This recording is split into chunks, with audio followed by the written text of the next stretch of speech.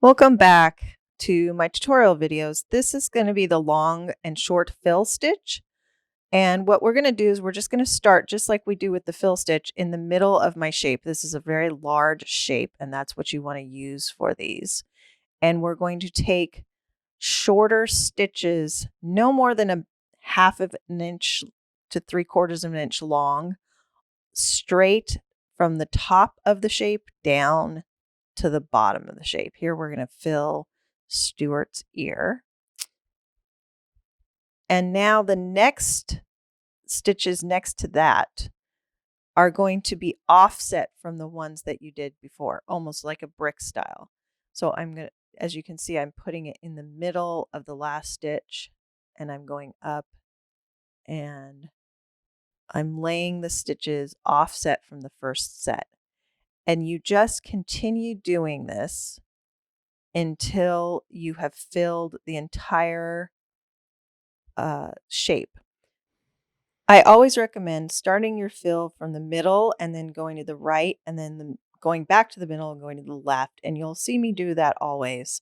That is because on curved shapes, it's easier to find your straight line on that curved shape by starting in the middle and then taking it to the edge. If you go to the edge, you can't really necessarily start a straight line. So let me speed it up.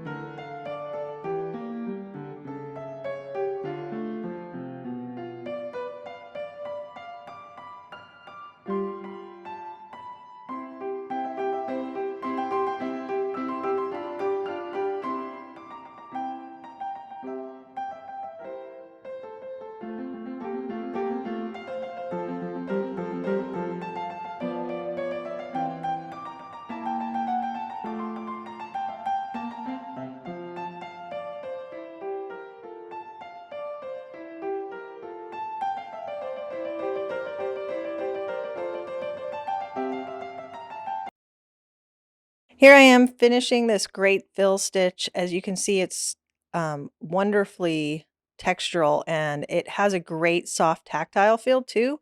It's a wonderful stitch for big, large areas, and it adds a lot of dimension to Mr. Stewart, but all the stuffy kits.